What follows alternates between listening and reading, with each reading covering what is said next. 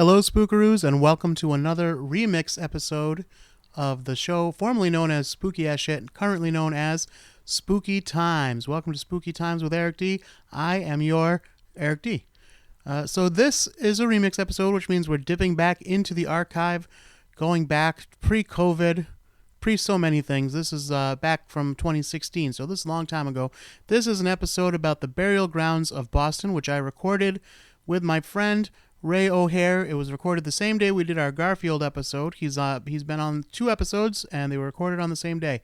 And Ray is an old theater friend of mine and a very entertaining guy and a former tour guide for, haunted burial grounds in Boston. So I thought he'd be a great guest to have on. And so here it is, the burial grounds of Boston.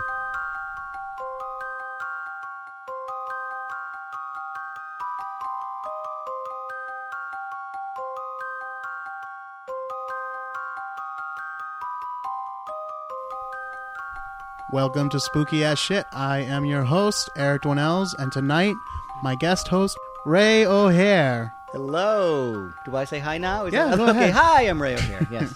It was very scary.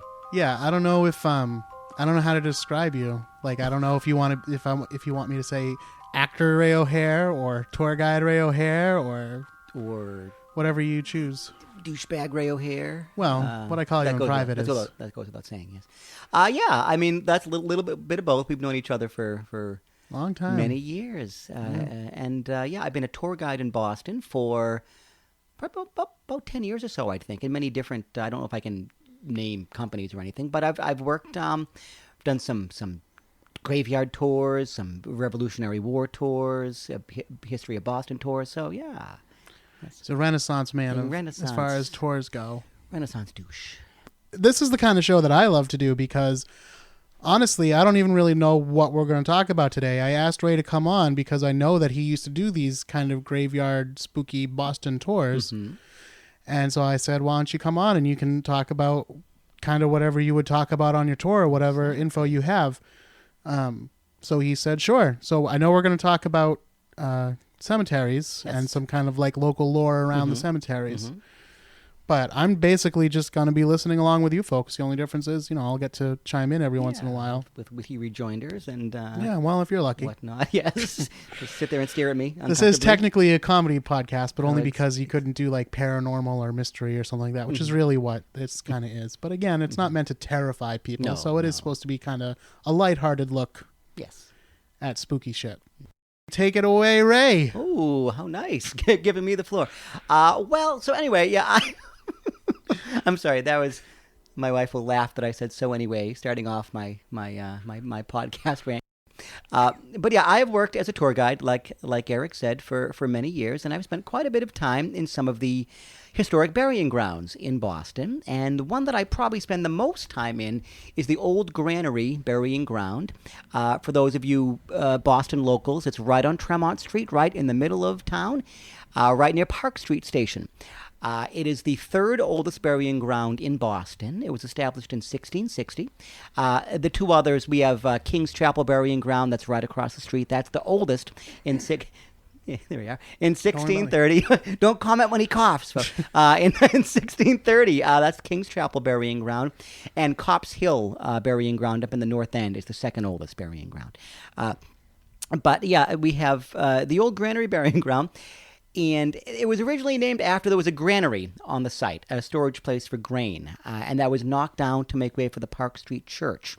And when they did some of the digging for the foundation of the church, they would unearth some of the bodies. I'll mention that in some of my sort of virtual tour, I guess I'll give you. There you go. Yeah, would that work? Yeah. Sure. So if you're in Boston and you can play this episode. You can exactly. You put on your headphones. I will guide you around this burying ground, and you can probably get this elsewhere. But I'll tell you some of the cool stuff you may not hear on some of the other. If they even do this, I don't know if they do this in real life.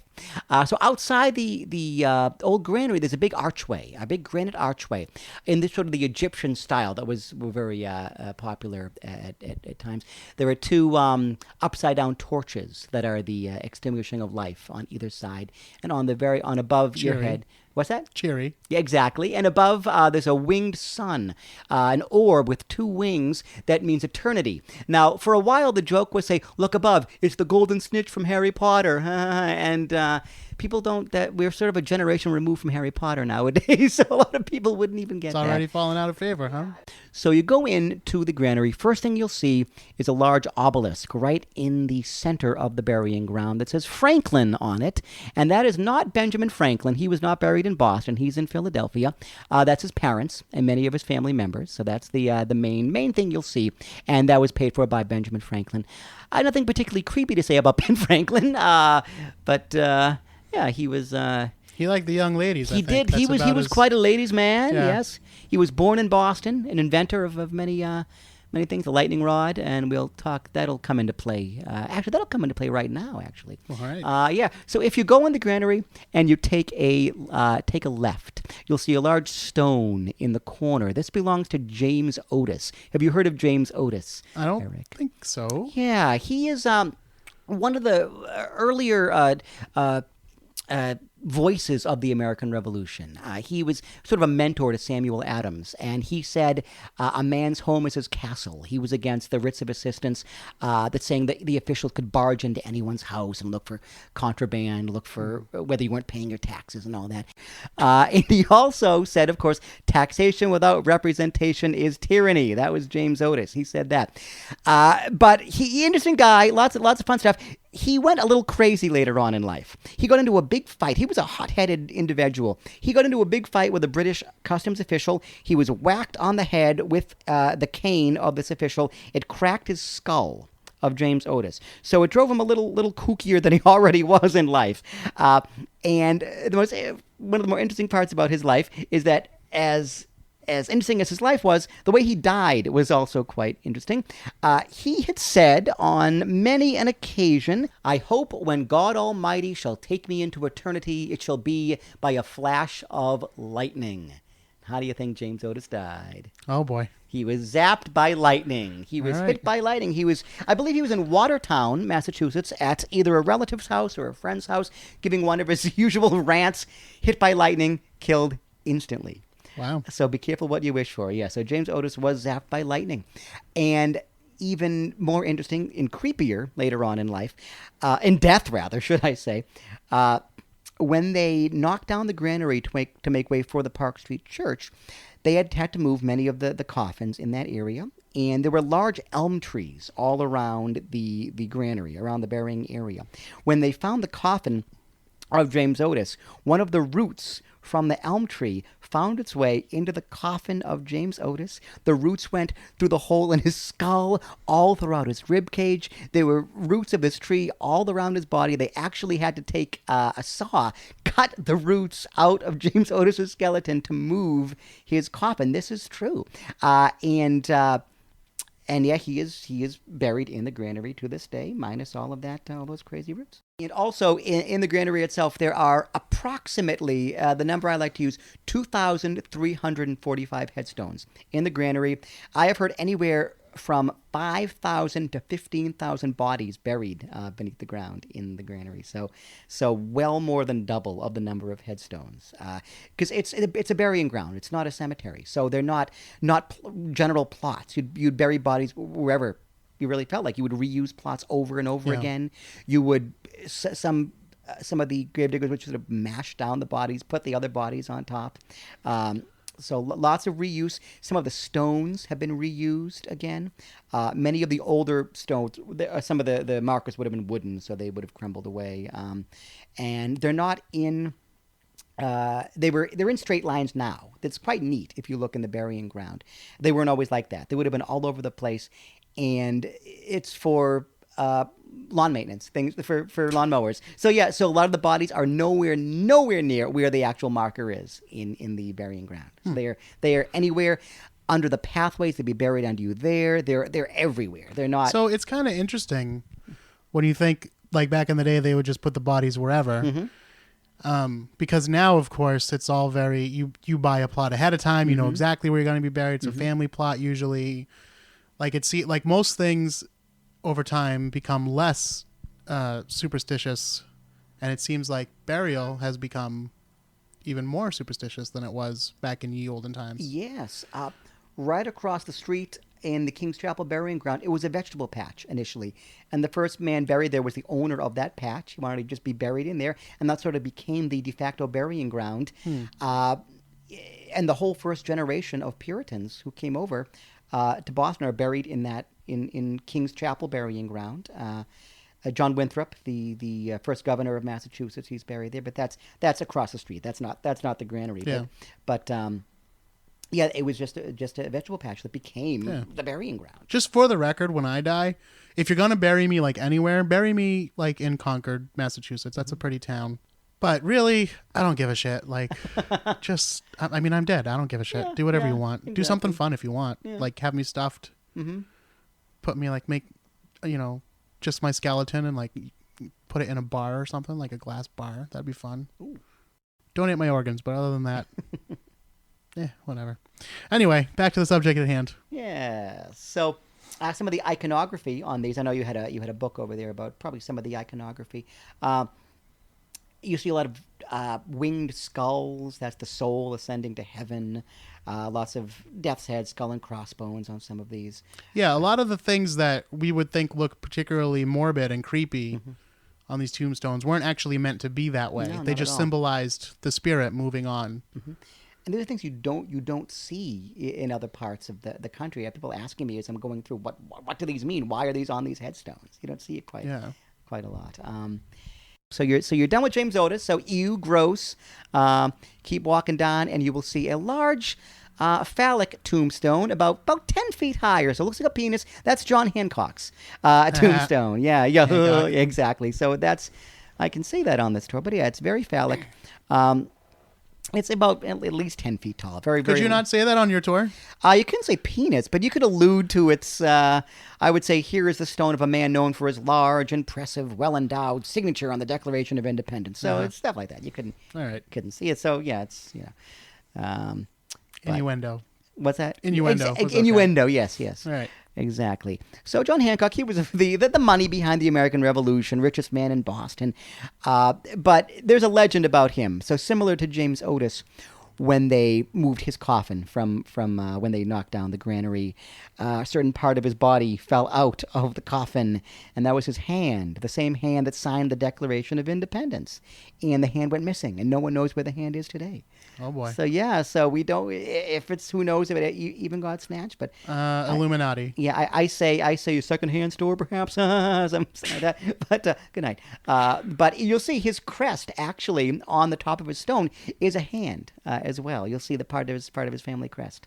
But yeah, that is something that we like to say possibly happened to good old John Hancock.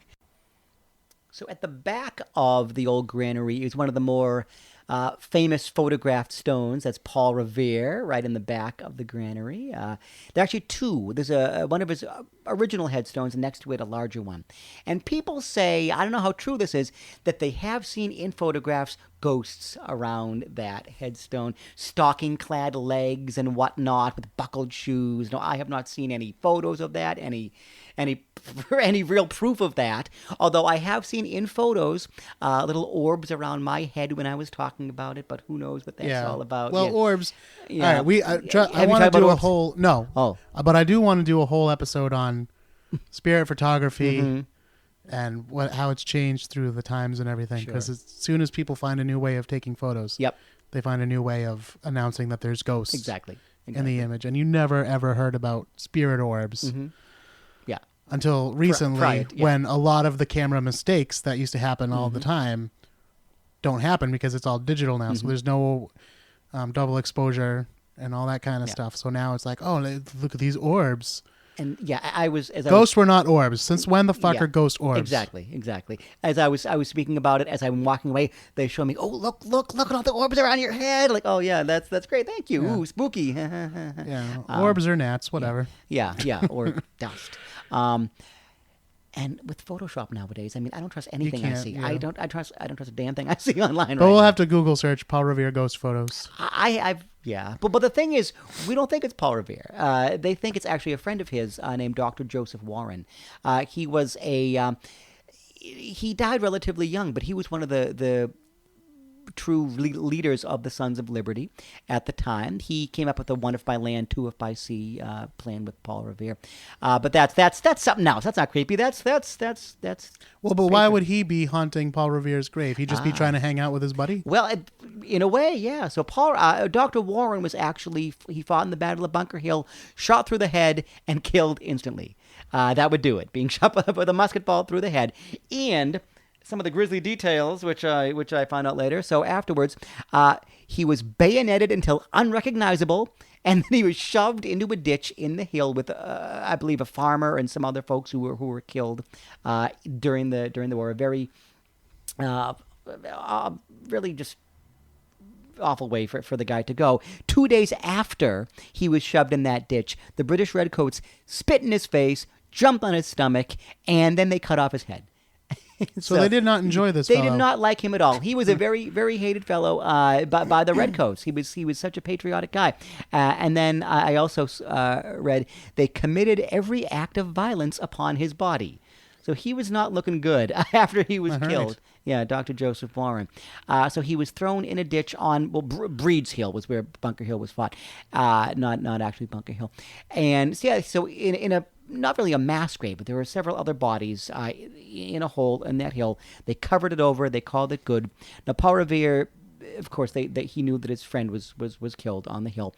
And 10 months later, so a long time, almost a year later, Paul Revere, now he had many jobs, Paul Revere. We know he was a coppersmith, silversmith, goldsmith, currier, bell ringer. He was an amateur dentist, 2 words you don't want to hear together.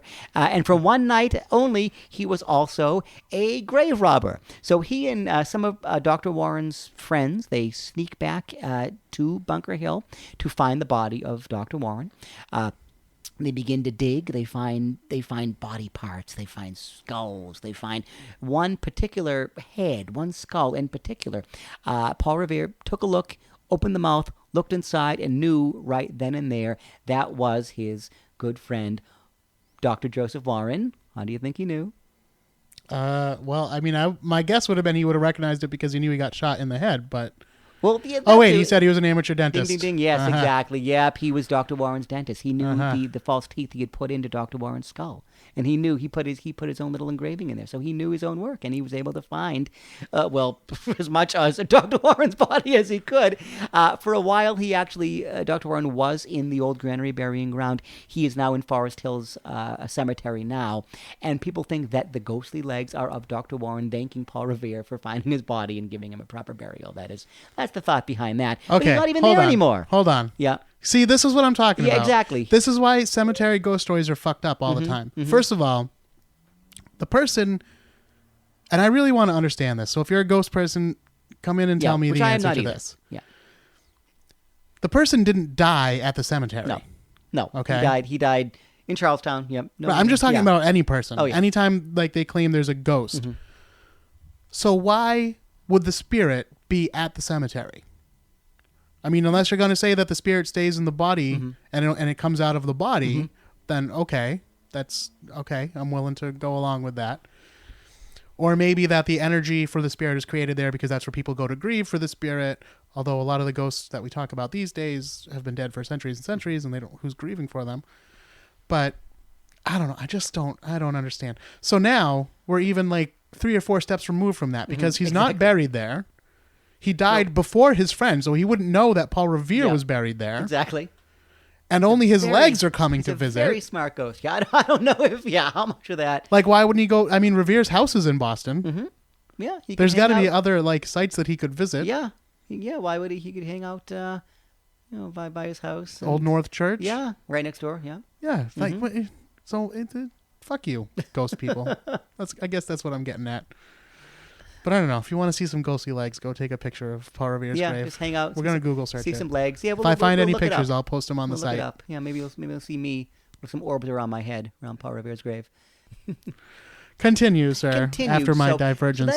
So that is Dr. Joseph Warren and his legs, who for some reason, nowhere near the spot, and who knows? But he was a very prominent figure in the American Revolution before he was shot through the head and killed during the Battle of Bunker Hill.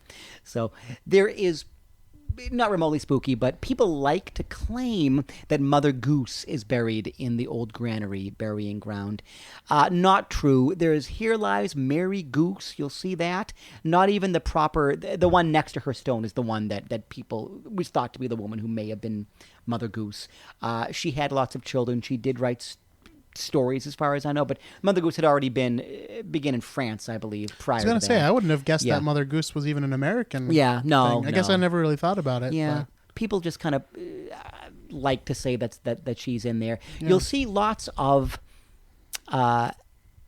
coins on many of the graves. I don't know if that's something that's all over the country, but you see pennies on a lot of these graves, especially Paul Revere, Samuel Adams, tons on Mary Goose. The thought is it's a beginning of it's a Jewish tradition of leaving stones on a grave. Or, I know, yes, the stones is definitely a Jewish thing. And aren't you Jewish? So shouldn't you know more about Jewish. this? Yeah. Yeah. Well, I know putting the dirt over the grave. Yeah. Yes. I think, I don't know if this is true, but I heard that the coins thing was goes back to ancient times, ancient Greece, when they would give the coins to the dead to cross the river Styx. Yeah. But also in more modern times, they would put the coins, they would still give the coins because that was an ancient tradition that they carried over for whatever reason. But they would put it on the eyes to keep the eyelids closed. Mm-hmm. Yeah. During the funeral. Yeah. So I've heard all these things. Maybe that's still just... Yeah, maybe just... Could all be bullshit, but... And I've heard reasons why there are pennies... on Paul Revere because he was a coppersmith, and of course up in Philadelphia with Ben Franklin, a penny saved is a penny earned. And I don't know if that just sort of morphed into leaving pennies at all these graves from the. It could also just be pennies. people who kind of want to leave something to let. I don't know, as a thing that they were there. And, that's all. I mean, and pennies are what you have, and who the fuck needs a penny? Yeah, so. Exactly. And I've seen some weird things. It might still even be there now. There was a shot glass on Paul Revere's. No, it's not Paul Revere. On Samuel Adams' grave. Well, yeah, there it was is. Yeah, of course. And there was a wine glass by John Hancock. You'll see, some interesting things. So I know we're going to talk about Sam Adams. Maybe we should just get into it now. But sure, of course, by all means. While we mentioned him, yep. Sam Adams makes a fine beer, which I believe is available all over, but it's definitely prominent around these parts. Mm-hmm. You can get it in any bar here, but I think around the rest of the country, you may or may not be able to get it. But and there are actually it's very popular. Yeah, I even know some bars in my neck of the woods that for some reason won't purposely not sell Sam Adams beer. I don't know why they won't, but there's always got to be contrarians some out there. Weird reason. But so Paul Revere, that's great though, because the first thing I always say, what's the first thing you think of when you hear the name Paul Revere? They'll say beer. Of course, he wasn't a brewer. His family, he was called a maltster. It's a fun word. Wait, Paul Revere? I'm sorry, did I say Paul Revere? You did. Samuel Adams. Yeah. Sam Adams. Okay, we can edit that. So, fun fact that maybe Paul Revere was. I'm spreading rumors. This is a rumor start.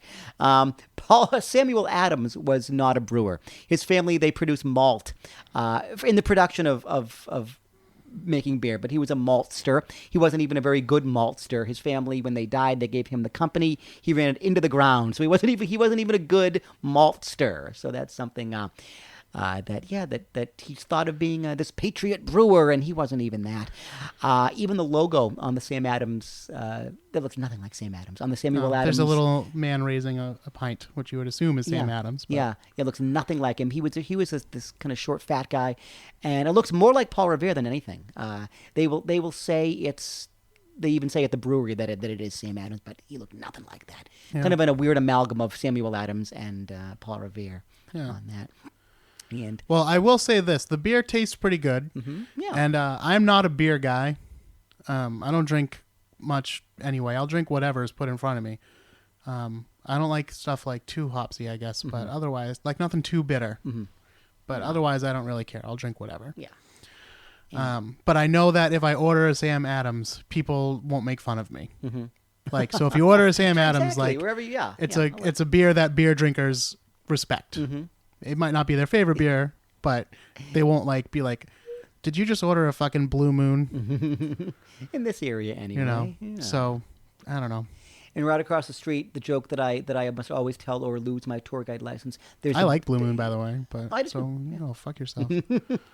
Across from the granary, there's the Beantown pub. right across the way. So I say it's the only place in the world you can drink in Cold Sam Adams while looking at the grave of a Cold Sam Adams. So there we go. That's the. You will hear that Comedy on continues. every fucking tour you will take in Boston, whether you're on a trolley tour. I can say fucking, right? Yes, we're Yes, on. you can. So I'll say it again.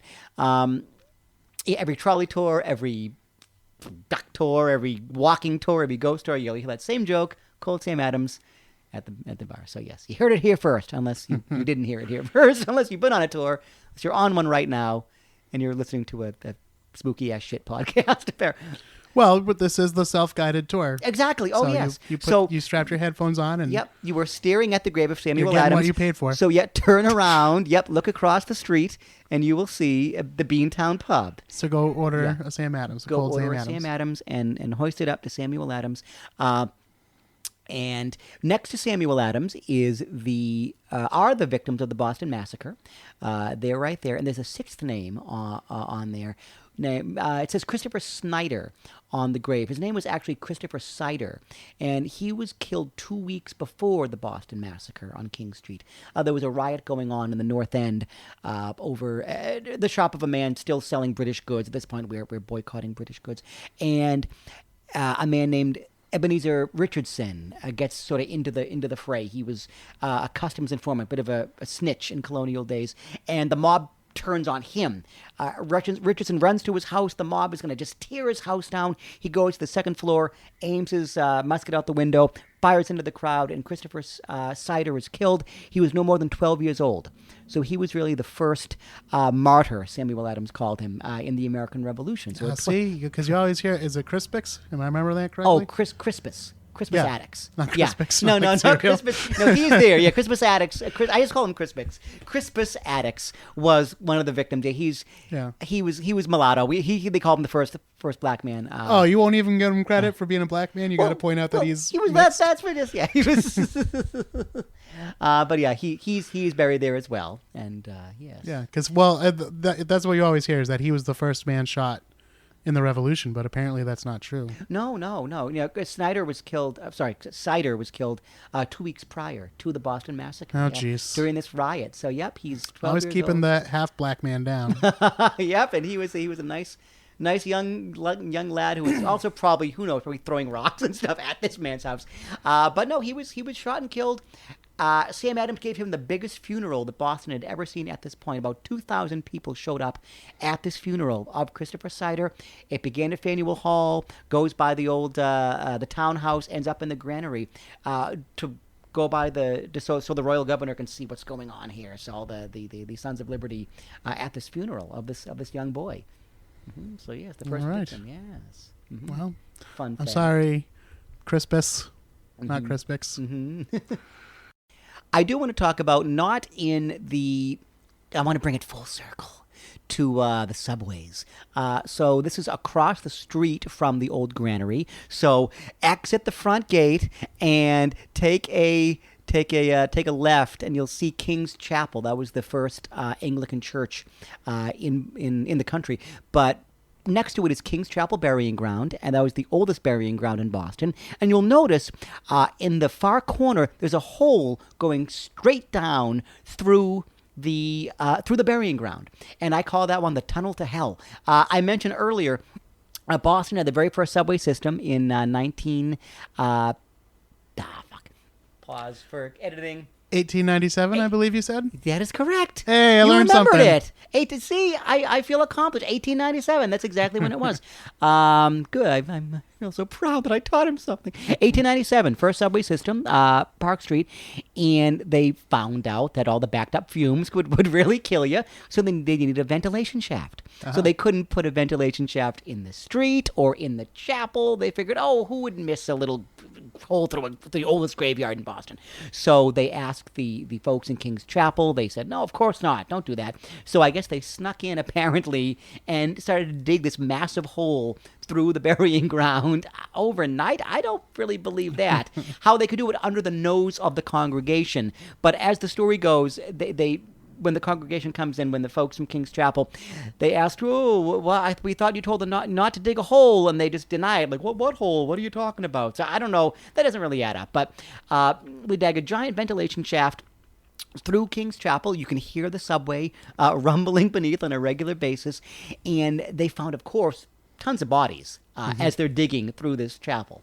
I'm not quite sure the diameter of the hole, but it's at least 5 feet around. It's quite big. And all the bodies they found, there's a mass grave in the central burying ground on the other side of Boston Common. There's a large stone saying here were all the bodies that were dug up. And not even the ones through the ventilation. I mean, when you're digging through the Boston Common, you would bury bodies there. I mean, that's one of the largest burying grounds is the common itself. Yeah. You would hang people. Now it's a parking garage. Yeah, now it's exactly. Yep, there's the parking garage. There's the subway. They would find tons of bodies down there. And they were put mainly in the central burying ground on the other side of the common. So that was, there were more bodies So remember that next time you're playing in Frog Pond. Mm-hmm. And dead bodies right there. Really, though. I mean, if I can talk about the common for a second, too. I mean, I don't want to go over it. But, yeah, I mean, that was the spot for public hangings, public punishments. There were stocks and pillories there. The hanging elm, it's not there right now, but there's a plaque where the hanging elm stood on the common. They would have, you mentioned the frog pond, that there was an actual pond there, and they had the ducking stool. If you were thought to be a witch, they'd strap you down, they'd dunk you underwater for a relatively long amount of time. You had a witch topic earlier, right? We did, yeah. Yeah, and if they pulled you back up from underwater, if you were dead, you're not a witch, yay, but you're dead. And if they pull you back up and you're alive, clearly you're a witch, and then you were hanged on the common. So always a And see, now that's like the kids' play area. Yep, exactly. Yeah. Exactly, yep. And they have ice skating there in the winter. And they're ice skating. Yep. And people were murdered and people were killed in that area. Just blocks away from the real Cheers, too, by the way. So Exactly. You can go get a nice cold Sam Adams there, too. Exactly. See, we're giving you drinking tours, too. History. And then you're so close to the theater district, you might as well take in a show. Yep. I'm sure lots of ghosts in those theaters, too, I would State think. House. Old State House, yeah. Right there. No, the State House is right across from Frog Pond. But yeah, see, there was a very, very prominent military veteran who was killed in an elevator accident in the new State House. And on the State House in front, there's Mary Dyer and Anne Hutchinson, statues of them. Mary Dyer's definitely buried somewhere in Boston Common, I believe. I believe so. She was.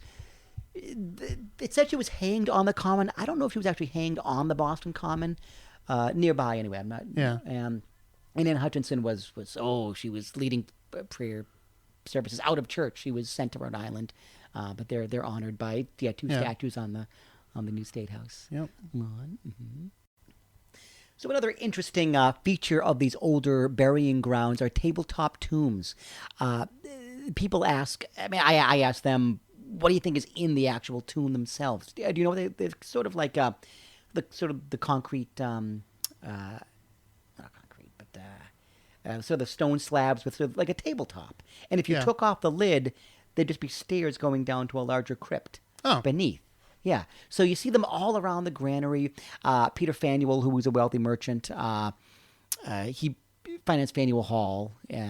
He has one in the corner of the granary. They're all over the place. So because I would have guessed it was because I know they do that like in Louisiana and stuff, kind of above ground burial. So I would have guessed maybe there was some reason they had to do that. No, they're never above ground. People assume that either the body's there, the coffin's there, there'll be bones. I always ask, what do you think? And they say skull, bones. But nope, usually they'd be rotted because it would have been a wood staircase going straight down into a larger crypt beneath.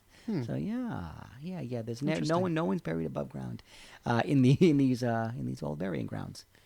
All right, so that's Boston Burial Grounds, I guess, is your quick tour of... Yeah, of one in particular, but there are several in town. Mm-hmm. Yeah, well, we'll see. Maybe if this episode's a hit, we'll say, Ray, get back here. We got to talk about...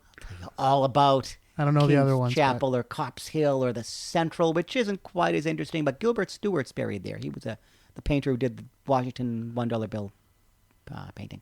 So. I went recently, actually within the past 6 months, I would guess, I went to Mount Auburn Cemetery, which is a very famous cemetery around these parts, because they have interesting people, but also just a lot of interesting headstones. And the main reason I went there is because they have a Sphinx there. Ah, yes. and I was really excited to see it. But it's not a tombstone. Mm-hmm. It's a war memorial actually. Ah. But I was really hoping it would be a tombstone. I was like, that'd be cool to have a sphinx for a tombstone. Yeah, both Mount Auburn and I'm sure Forest Hill Cemetery are some of the older sort of park-like cemeteries. Yeah, Mount Auburn. There were people having picnics and stuff. Oh, and yeah, like sure. not like goth kids. Like there are signs telling you not to do that, but people do it. Mm-hmm. And I'm trying to remember. There's a lot of like famous people buried there, but I remember that Edwin Booth, brother of John Wilkes Booth, Mm-hmm. is buried there, Mm-hmm. and he was a very famous actor of his day. Yep. And he's got a Shakespeare quote, I believe, on the back of his grave. I don't remember what it is, which would be good for the show. But if you're walking down the street from the Granary or King's Chapel Burying Ground, the Omni Parker House, the Omni Parker Hotel, that's the oldest continually running hotel in the country, and his brother John Wilkes Booth stayed there 2 weeks prior to assassinating somebody at Ford's Theater, and he was said to, before he left the hotel, was practicing trick shots in the alleyway outside of the theater. So yeah, Oh, boy. That's a little fun fact. oh boy, practicing trick shots, and all he did was And walk up exactly. behind All him he and did shoot was him in walk the head. behind him. Yeah, exactly. Doing these funny under the leg and behind the back and all that. He just walks up behind him, and Oh, there you boy. go. Mm-hmm. All right. But fun fact. All right, folks. Well, that's going to just about do it for this episode of Spooky Ass Shit. Don't forget to like us on Facebook, facebook.com/spookyas. Check out the website, spookyasshit.com. And if you have any questions, comments, or show ideas, or if you just want to tell me a little bit about yourself, I'd like to hear from some of our listeners. Go ahead and send me an email at spookyasshit@gmail.com. Until next time, don't be afraid.